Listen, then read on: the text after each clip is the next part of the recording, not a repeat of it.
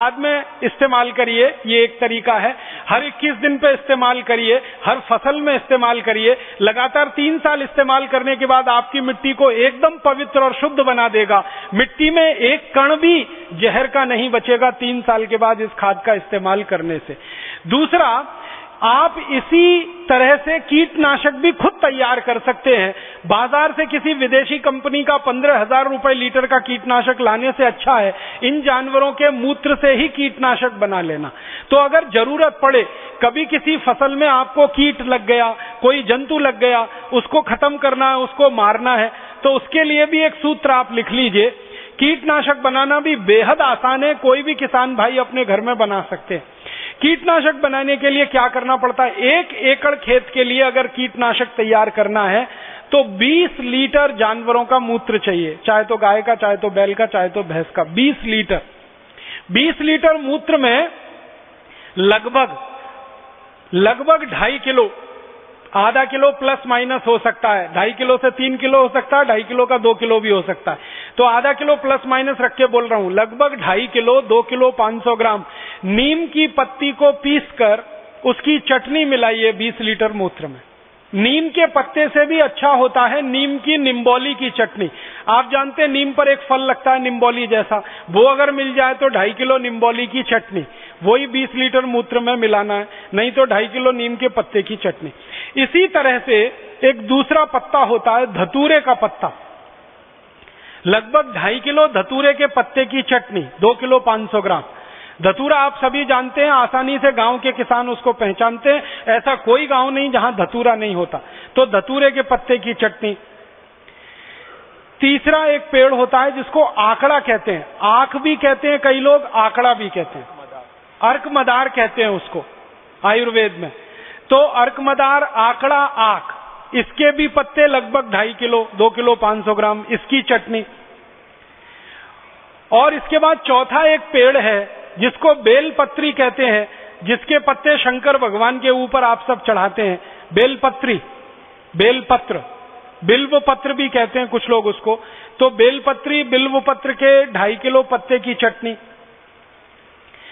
और महाराष्ट्र में तो बहुत बड़ी मात्रा में होता है सीताफल, हमारे उत्तर भारत में उसको शरीफा कहते हैं, महाराष्ट्र में सीताफल और कई जगह सीताफल कहते हैं। तो सीताफल के पत्ते की चटनी 2.5 किलो। अगर आड़ू के पत्ते मिल जाएं वो भी 2.5 किलो लगभग। परम पूजनीय स्वामी जी कह रहे हैं कि आड़ू के पत्ते में कीट को मारने की या खत्म करने की सबसे ज्यादा शक्ति है, उसका रस पड़ते ही कीट मरते हैं। तो आड़ू के पत्ते अगर मिल जाएं तो और भी अच्छा है। तो ये 5-6 तरह के पेड़ों के पत्ते आप ले लो, 2.5 किलो, इनको पीसकर 20 लीटर जानवरों के मूत्र में डालकर उबालना है, गर्म करना है। और इसमें थोड़ा उबालते समय आधा किलो से 750 ग्राम तक तंबाकू का पाउडर और डाल देना। तंबाकू का पाउडर आधा किलो, कम से कम 750 ग्राम, अधिक से अधिक, ये डालकर उबाल लेना है। उबालकर इसको ठंडा कर लेना है और ठंडा करके इसको आप बोतलों में भर के रख लीजिए। ये कभी भी खराब नहीं होता। ये कीटनाशक तैयार हो गया। अब इसको डालना कैसे, स्प्रे कैसे करना है? जितना कीटनाशक लेंगे उसका 20 गुना पानी। अगर 1 लीटर कीटनाशक लिया तो 20 लीटर पानी, 10 लीटर कीटनाशक लिया तो 200 लीटर पानी। जितना कीटनाशक आपका तैयार हो गया उसको अंदाजा लगा लीजिए आप, जितनी उसकी मात्रा तैयार हो गई उसका 20 गुना पानी उसमें मिला दीजिए। मिलाकर इसको आप खेत में छिड़क सकते हैं किसी भी फसल पर। और इसको छिड़कने का परिणाम यह है कि 2 से 3 दिन के अंदर, लगभग 48 से 72 घंटे के अंदर जिस फसल पर आपने स्प्रे किया उस पर कीट और जंतु आपको दिखाई नहीं देंगे। कीड़े और जंतु सब पूरी तरह से 2-3 दिन में ही खत्म हो जाते हैं, समाप्त हो जाते हैं। इतना प्रभावशाली ये कीटनाशक बनके तैयार होता है। ये बड़ी बड़ी विदेशी कंपनियों के कीटनाशक से सैकड़ों गुना ज्यादा ताकतवर है और एकदम फोकट का है। बनाने में कोई खर्चा नहीं है। जानवरों का मूत्र मुफ्त में मिल जाता है आपको, नीम के पत्ते मुफ्त में मिल जाएंगे, निम्बोली मुफ्त में मिल जाएगी, आकड़ा के पत्ते मुफ्त में मिल जाएंगे, आड़ू के पत्ते, सब तरह के पत्ते मुफ्त में हर गांव में उपलब्ध हैं।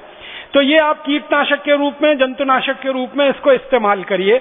और तीसरी एक जानकारी और देना चाहता हूं, अच्छी उत्पादन और फसल लेने के लिए जो बीज आप खेत में डालते हैं उस बीज को पहले संस्कारित करिए, फिर मिट्टी में डालिए।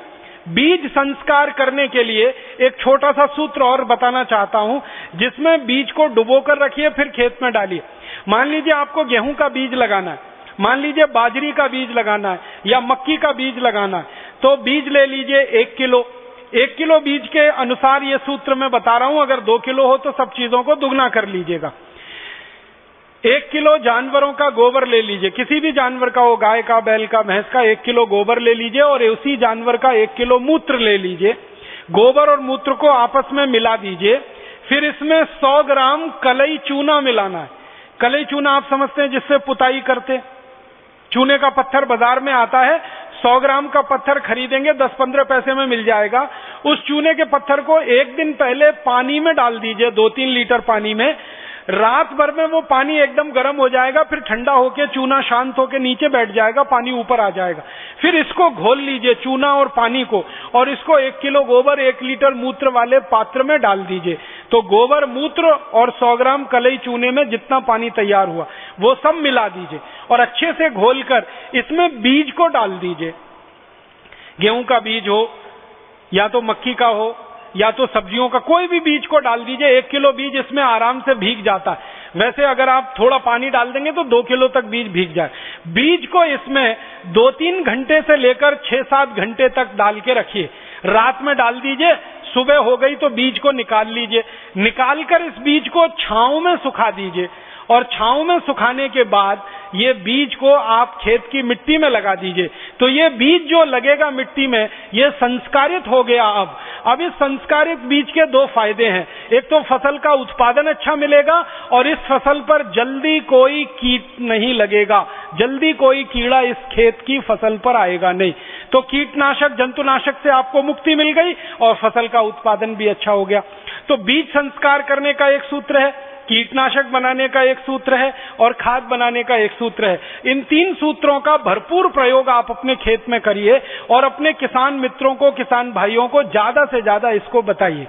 मेरा आपसे एक छोटा सा निवेदन है कि अगर आप में से कोई किसान भाई बहन है तो इस वर्ष अपने खेत के कम से कम 1 एकड़ में ये करके देखिए।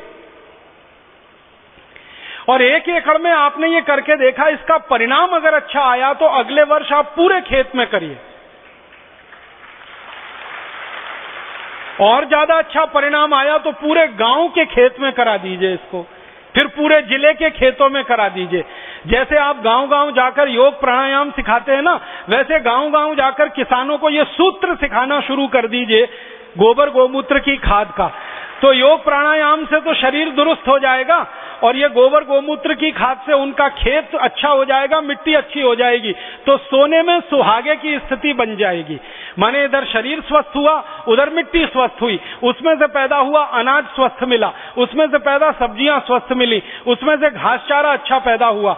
घास चारा जानवर खाएंगे, दूध बढ़ेगा और उनकी बीमारियां कम होंगी। हम स्वस्थ भोजन खाएंगे, हमारी बीमारियां कम होंगी, डॉक्टरों का खर्चा बचेगा। तो सारे जड़ मूल से व्यवस्था का परिवर्तन शुरू हो जाएगा। और मेरा ये मानना है कि अगर एक गांव में एक किसान भाई ने भी ये कर लिया तो 1 साल के अंदर पूरा गांव इसको कर लेगा, इसकी पूरी गारंटी है। क्योंकि भारत के किसान इतने होशियार हैं, इतने अकल वाले हैं कि अच्छी चीज देखते हैं तो उसका पालन करने में वो बिल्कुल देरी नहीं करते। और किसान भाइयों को एक बात बताइए जो उनके दिमाग से भ्रम निकालना है। भारत के आधुनिक कृषि वैज्ञानिकों ने एक भ्रम किसानों के मन में डाल दिया है, वो भ्रम आप निकालिए। किसानों को ये समझाइए कि फसल का अच्छे से अच्छा उत्पादन सूरज की पड़ने वाली धूप से तय होता है, ना किसी दूसरी चीज से। जिस पौधे को धूप जितनी अच्छी मिलेगी, जिस पौधे को पानी जितना स्वच्छ और साफ मिलेगा, जिस पौधे को हवा जितनी अच्छी मिलेगी, उसका उत्पादन उतना अच्छा होगा। दूसरा, मिट्टी में से पौधा जो लेता है सूक्ष्म पोषक तत्वों को, वो कुल मात्रा का 5% से ज्यादा नहीं होता। मात्र 5% ही पौधा मिट्टी से लेता है, 95% पौधा सूर्य से, हवा से और पानी से लेता है। इसलिए किसानों को यह समझाइए कि सूरज की धूप पौधे को ज्यादा से ज्यादा मिले, इस पर वो ध्यान दें, ना कि खेत की मिट्टी में से सूक्ष्म पोषक तत्व तो ज्यादा मिले। मिट्टी से तो 5%